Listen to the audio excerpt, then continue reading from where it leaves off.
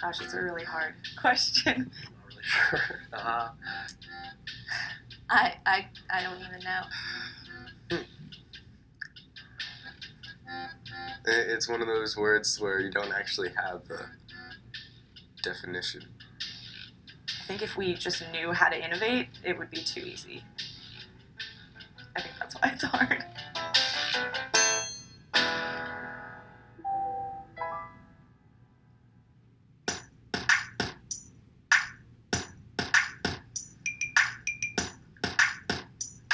So welcome, it's a thrill to be here.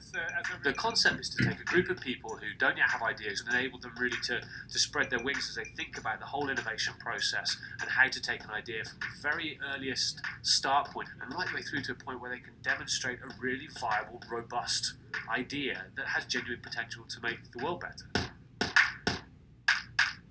So, we're going to start with the idea generation piece. So you've got these books on the table. We're also going to bring some physical artifacts out as well. Each one of you is going to have some post-it notes. At this stage, it is about quantity of ideas, not the quality. What we're trying to do is stop the participants thinking too much about their ideas, because a single post-it note from one person that might be a crazy harebrained idea might act as a subsequent point of stimulus for somebody else around the table. And so we're trying not to censor ourselves as we come up with these ideas. There's no such thing as a bad idea. And every single time you put down an idea, we need to call it out. Anything you can think of. And off you go.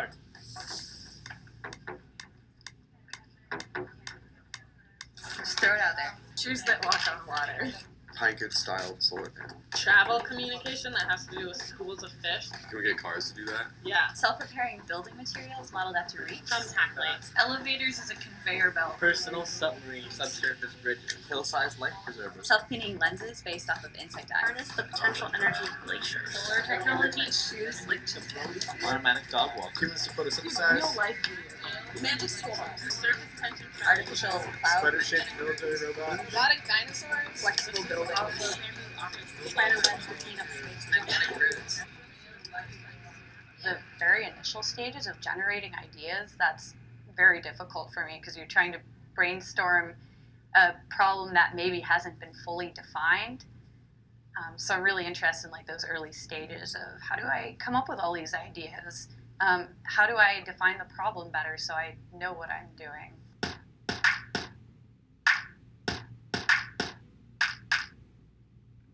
Okay, just want to ask you guys some questions. I'm going to put a slide up. Everybody knows what that device is there to achieve. Okay? I want you to think of as many improvements to that specific device as you can. Instead of having a single bar that snaps down, you could have it snap and encase the mouse instead of hitting the mouse. Okay, good. Any others? Multiple traps. Multiple traps. What else? Poisonous cheese. Poisonous cheese. Okay, good. You could have a second bar that would come after the... Oh, so double action. Okay. So here's the thing. The way in which I framed that question greatly shapes your solutions. What I asked you was, what is the best way to improve on that device? What is the question I should ask? How do you catch mice? What is the best way to catch mice? Okay? Because if I say improve this device, that's what we get. If I say what is the best way to catch mice, I might get to that. I know, you gotta have a small kid in every presentation.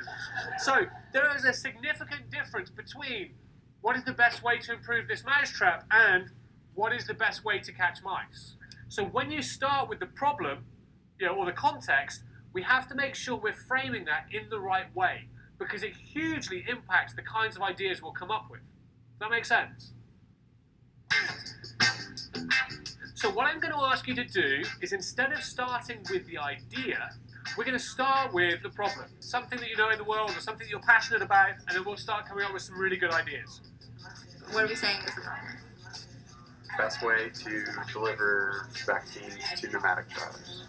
I think when we're looking for solutions for problems, we try to think of things as if we were in them. These are political refugees and they're just trying to survive. But there's always the underlying circumstances of we aren't in these situations. like an actor, you have to really put yourself in the mind and the shoes of the user that you're trying to design for. I mean, I can tell you a little bit about the context. Engineers are really good at solving given problems. It's figuring out what the problem is that's the hard thing. So smog. Do we want to reduce smog, or do we want to give people ways of dealing with smog? It's so overwhelming. There's so many different facets that you can approach. And I think it's a feedback loop between the problems and the ideas. So you see a problem that you identify, and the scope is way too large to just deal with, so you return back to the ideas that you might have. And then you can really narrow it down to not just a problem that you can deal with, but also an idea you have to really solve that problem.